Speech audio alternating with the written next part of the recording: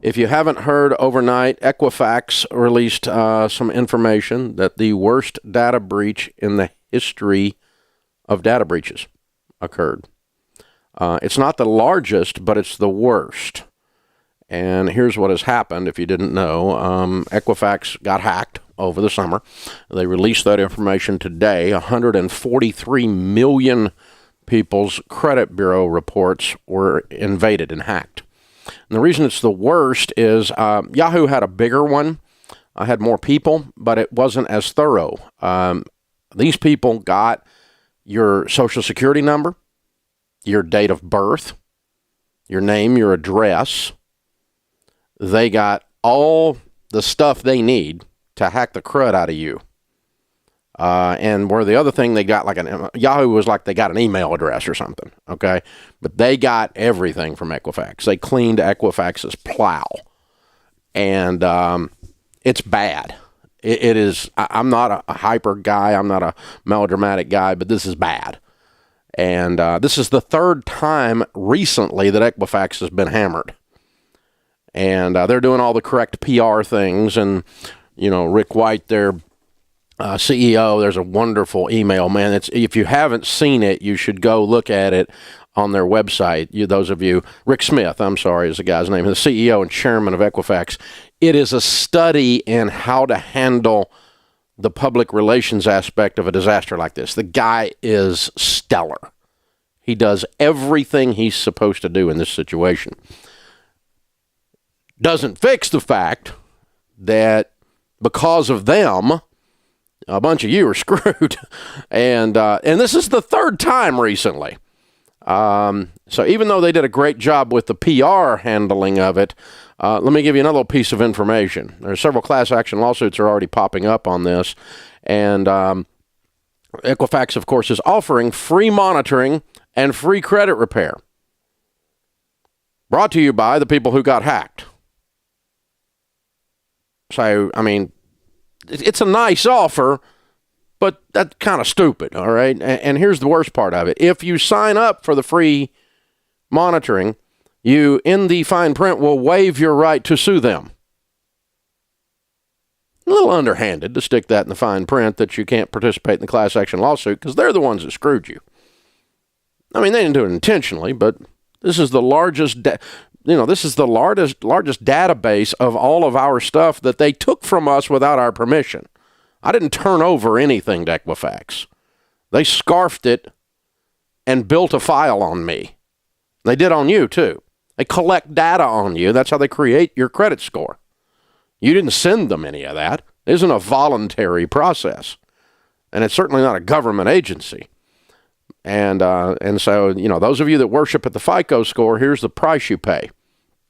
Oh, and by the way, a bunch of people are tweeting going, well, Dave Ramsey listeners, people who don't borrow money, don't have a credit score. I'm really glad I don't have a credit score.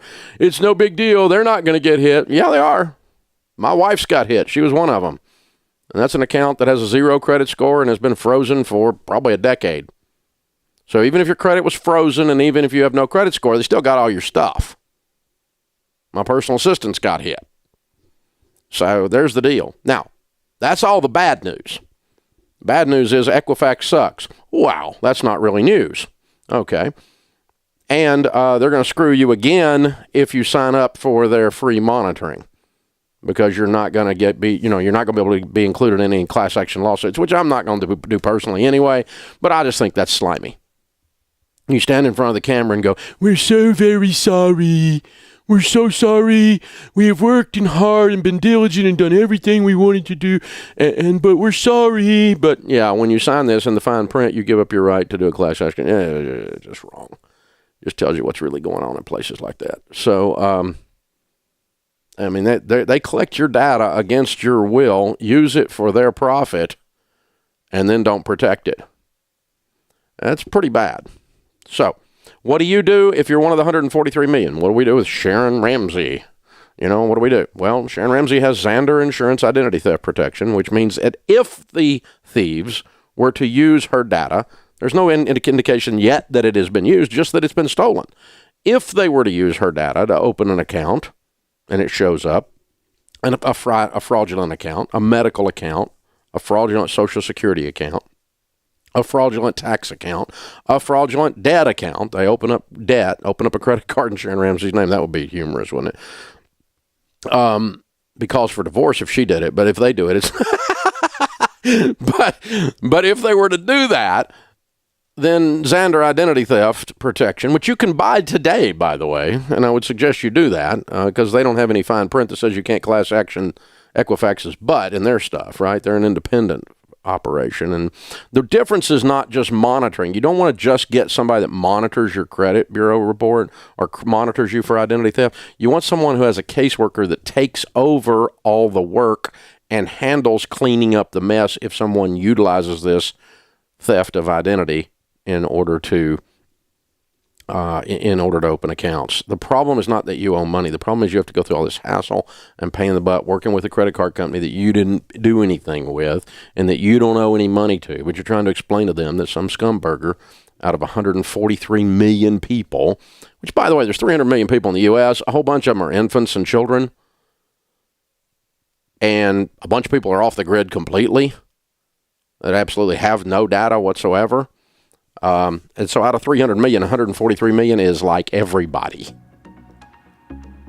It's percentage of the data that it's like they got all of it just about. I mean, you think about that. That's unbelievable. And how do they not have any kind of cybersecurity alarms that go off before something gets this far in is beyond me. I understand it can happen. It can happen to us. Anybody can get hit. And by the way, your data's gonna get stolen by somebody. Just kind of super aggravating when it's those people. And so you need identity theft protection. Everyone does. I've got it on me. I got it on my whole family. I buy it for my whole team. So go to XanderInsurance.com and get that. We'll talk more about this.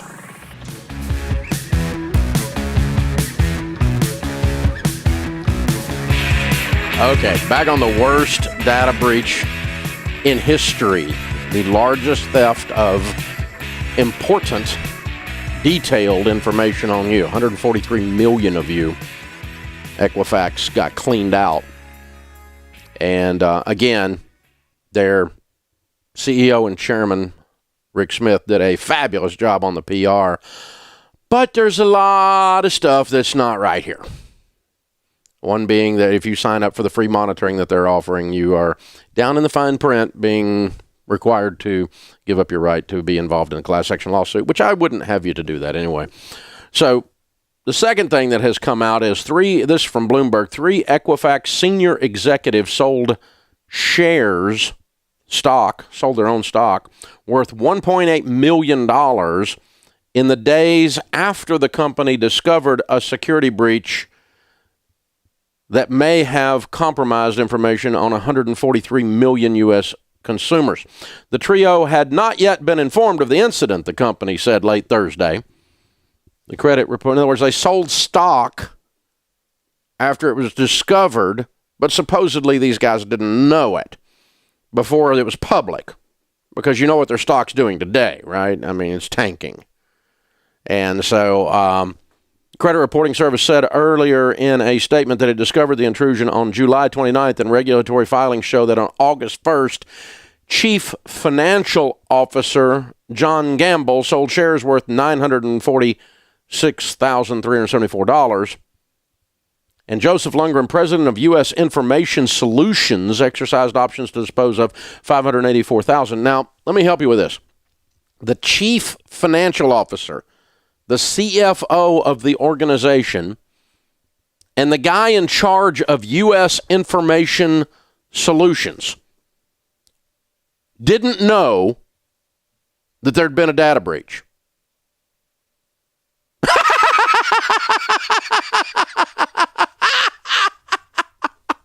I mean, really? You really? Your CFO doesn't know. He should be fired just for being incompetent. If your CFO doesn't know you've had a data breach, your CFO's an idiot. I mean, you guys are awful. So, yeah, he knew. I'm sorry, I don't believe you. I mean, if it was junior third baseman, second, 15th guy on the bench guy, he might not have known. But the freaking CFO of a publicly traded company has a $143 million data breach. He knows instantaneously. He's one of the first that's informed. He probably knew before the chairman of the board knew. I mean, come on. And if he didn't, it just shows how incompetent you people are. So in either case, you're a joke. You're just a joke. Unbelievable. Now, how does this affect you? This is all that's important other than me trashing Equifax, which I just love doing. But you guys know how bad I hate the FICO score anyway, right? I mean, you know how I hate you being forced in our culture to worship at the altar of the great FICO, and you spend all your money trying to run your score up by borrowing money so that you can borrow more money and all this crap that these people have looped you into. And then on top of that, they, geez, unbelievable. So, I mean, hey, everybody can have a data breach. I mean, Ramsey Solutions could be having a data breach as I speak, and I wouldn't know it until the end of the day. But I would know it, but they would call me at 2 a.m. and wake me up, okay? My guys would not.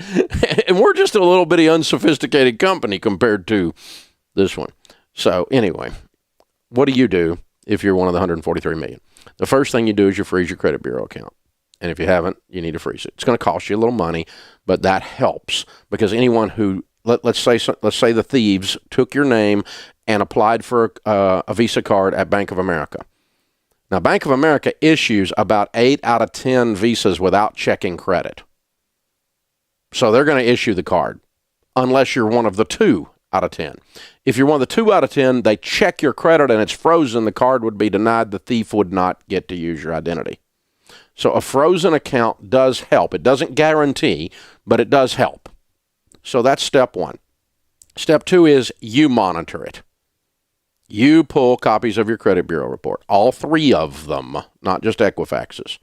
You pull them once a year. You should be looking at them once a year anyway, just because. I'm not saying you're trying to run up your credit score. I'm not saying you care about your credit. I'm not saying that. But you just ought to check in on your electronic reputation and make sure that somebody's not screwing around with your stuff, right? So you monitor it. That's just a smart thing to do. That's just good financial planning to start with, okay?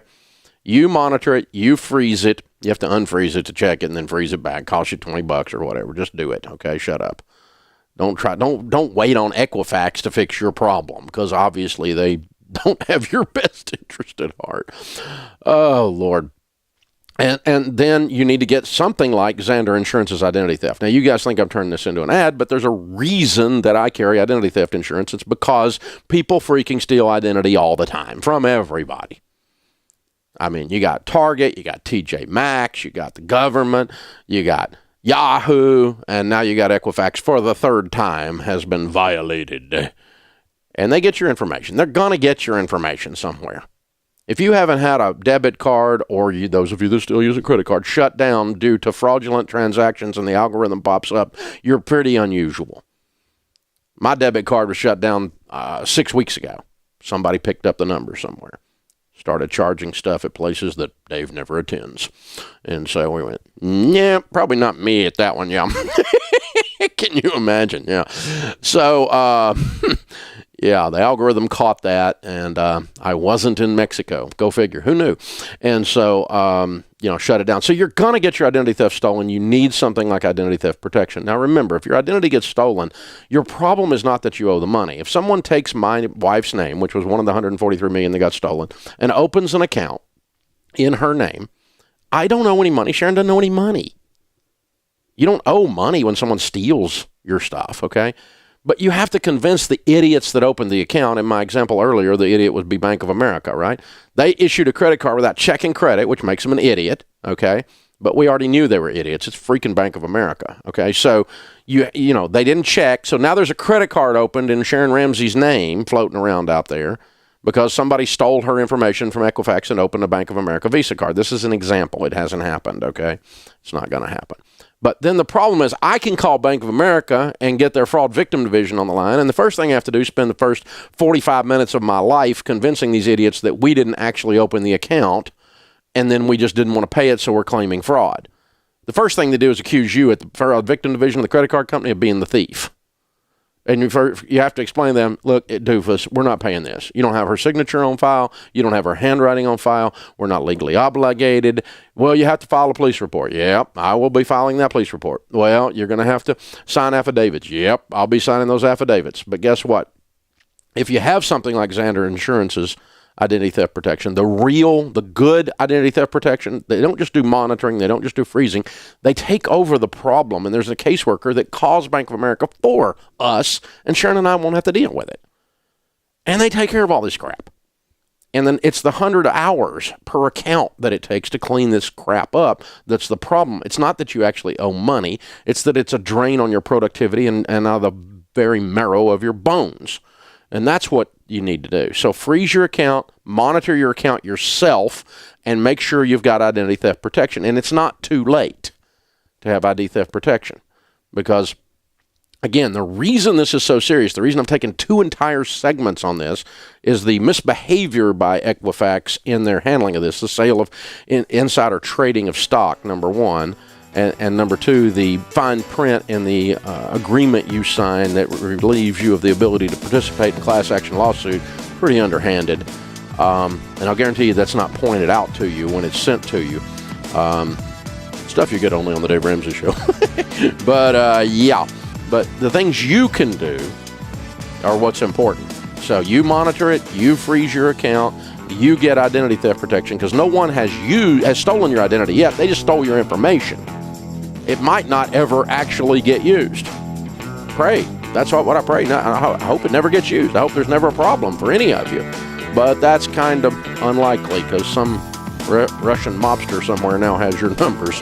This is the Dave Ramsey Show.